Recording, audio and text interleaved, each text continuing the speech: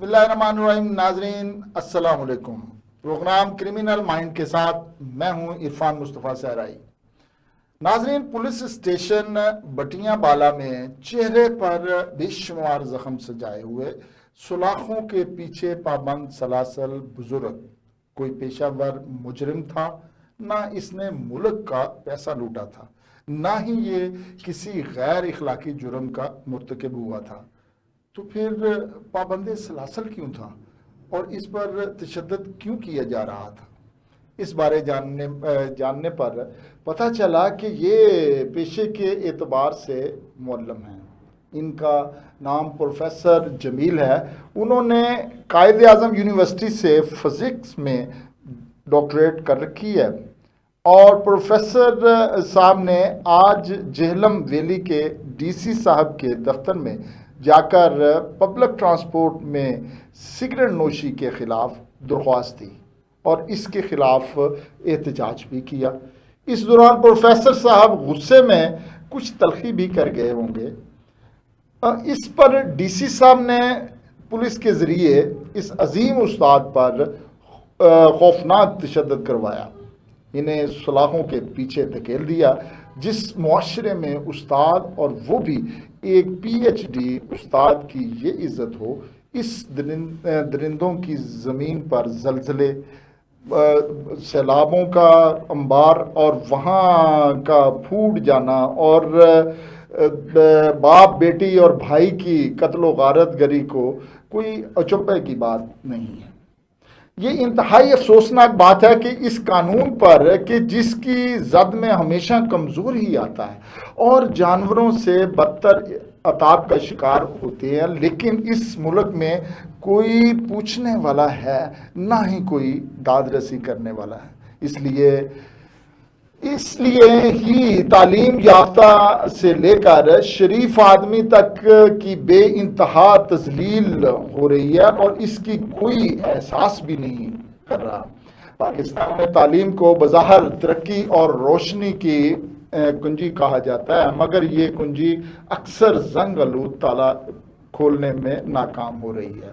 ہم تعلیم کے قصیدے پڑھتے رہتے ہیں، ڈگریوں کی فریم کر کے دیواروں پر سجاتے ہیں، مگر عملی زندگی میں اہل دماغوں کی قدر کرتے ہیں، نہ ہی ان کی پذیرائی کی جاتی ہے بلکہ انہیں پس پشت ڈال دیا جاتا ہے. یہاں اہلیت اور صلاحیت کے بجائے اصل کمال ہے کہ کس کا باپ کون ہے، کس کا تعلق کس سیاستدان سے ہے اور اس کے پاس جیب میں کتنے پیسے ہیں، کتنے نوٹ ہیں.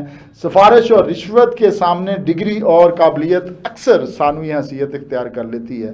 پاکستان میں تعلیم اور تعلیم یافتہ کی بے توقیری ایک نہایت سنجیدہ اور پیچیدہ مسئلہ ہے اور یہ صرف کسی ایک فرد واحد کی نہیں، پورے معاشرتی ڈھانچے کی عکاسی کرتا ہے. یہ ہمارے ملک کا المیہ ہے کہ یہاں پر ایک ہنرمند انجینئر رکشہ چلا رہا ہے اور ایک بااثر شخص کا نالائق بیٹا اربوں کے منصوبے سنبھالے ہوئے ہے. یہ وہ ملک ہے کہ جہاں ایماندار استاد کو معاشی پریشانی میں مبتلا کر کے ٹیوشن پڑھانے پر مجبور کیا جاتا ہے، مگر جعلی ڈگری والے ایوانوں میں بیٹھ کر قانون بناتے ہیں اور ایوانوں میں ہی بیٹھ کر ماسٹر، ایم فل اور پی ایچ ڈی کرنے والوں کو رکشہ، موٹر سائیکل خریدنے اور بھٹا ٹھیلا لگانے کے لیے لون دینے کے بڑے دعوے کر کے بڑا کارنامہ انجام دیتے ہیں. یہ تعلیم یافتہ کی ہے توقیری صرف ملازمت یا عہدے سے محرومی تک ہی محدود نہیں ہے. یہ ایک ایسی ذہنی اذیت ہے جو کہ ہر تعلیم یافتہ کو ہر مقام پر ہی جھیلنی پڑتی ہے. اس ملک کے نوجوان جو برسوں محنت کر کے ڈگری لیتے ہیں، بے روزگاری کے کڑوے زہر میں دھیرے دھیرے اپنی خود اعتمادی کھو دیتے ہیں. ان کے خواب بکھر جاتے ہیں اور وہ یہ سوچنے پر مجبور ہو جاتے ہیں کہ آخر میں نے پڑھ لکھ کر کیا پایا اور کیا کچھ کھویا ہے. اس بڑی وجہ اس بڑی وجہ واضح ہے کہ ہمارے نظام میں میرٹ کا گلا گھونٹ کر اقربا پروری اور سفارش کو تخت شاہی پر بٹھا دیا گیا ہے۔ ہم نے علم کو وقار دینے کے بجائے اسے محض کاغذی کوالیفیکیشن میں بدل دیا ہے۔ اس سوچ نے ہمارے نوجوانوں کو یا تو مایوسی کا شکار کر دیا یا بیرون ملک جانے پر مجبور کر دیا۔ ہمارے ملک سے پڑھے لکھے ذہین باصلاحیت لوگ جا رہے ہیں، مگر ہمارے اعلیٰ عہدیداروں اور حکمرانوں کا کہنا ہے کہ جو لوگ برین ڈرین کا بیانیہ بناتے ہیں وہ جان لیں کہ یہ برین ڈرین نہیں بلکہ برین گین ہے، جبکہ ایسا نہیں ہے۔ ہم اپنی ذمہ داریوں سے عہدہ برا نہ ہوتے ہوئے ہر برین ڈرین ہی کر رہے ہیں۔ یہ وقت کا تقاضا ہے کہ ہم سیاسی بیانیے سے باہر نکلیں اور حقائق کا سامنا کریں اور اپنی کوتاہیوں کا ازالہ کریں۔ ہم تعلیم کو محض رسمی سمجھیں، نہ ہی علم کو معاشرتی وقار اور معاشی مواقع سے جوڑیں۔ ہم جب تک اہل علم کو عزت اور کردار کو فوقیت نہیں دیں گے، یہ ملک کتابوں میں اور بیانیے میں ترقی کا خواہاں رہے گا، مگر حقیقت میں بستی کی جانب ہی لڑکتا رہے گا۔ تعلیم کی عزت و تکریم صرف تعلیمی اداروں کی چار دیواری میں نہیں بلکہ روزگار کے کاغذات، عدالتی فیصلوں اور معاشرتی رویوں میں بھی نظر آنی چاہیے، ورنہ ڈگریاں صرف دیوار پر لٹکتی رہیں گی اور تعلیم یافتہ بے توقیری ہوتی رہیں گی۔ یہ ایک غیر سنجیدہ نہیں، ایک سنجیدہ سماجی مسئلہ ہے۔ تعلیم عام طور پر انسان کو شعور، اخلاق اور بہتر فیصلہ سازی سکھاتی ہے، لیکن موجودہ ملکی اور سماجی حالات اور ناانصافی تعلیم یافتہ افراد میں مجرمانہ ذہن پیدا کر دیتی ہے، جو کہ خطرناک ترین صورت حال بنا دیتا ہے۔ اس کی کئی وجوہات ہیں، مثلا تعلیم صرف ڈگری یا ہنر تک محدود ہو اور کردار سازی نہ ہو تو ذہانت غلط سمت میں استعمال ہوگی۔ معاشرہ لالچ اور طاقت کی خواہش اجاگر کرتا ہے تو تعلیم یافتہ جیسے وسائل اور مواقع زیادہ ہوتے ہیں ناجائز فائدہ اٹھانے کے لیے استعمال کرتے ہیں۔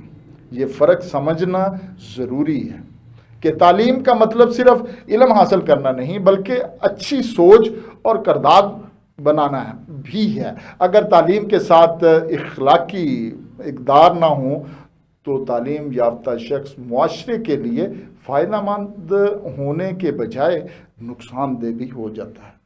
اس لیے یہ دانستہ یا غیر دانستہ ہمارا پڑھا لکھا نوجوان انہی برائیوں کے ساتھ تعلیم یافتہ بن رہا ہے۔ اگر تعلیم کے ساتھ اخلاقی تربیت، سماجی شعور اور انصاف پسندی پیدا نہ کی جائے تو تعلیم یافتہ فرد معاشرے کے لیے عام مجرم سے زیادہ نقصان دہ ثابت ہو سکتا ہے۔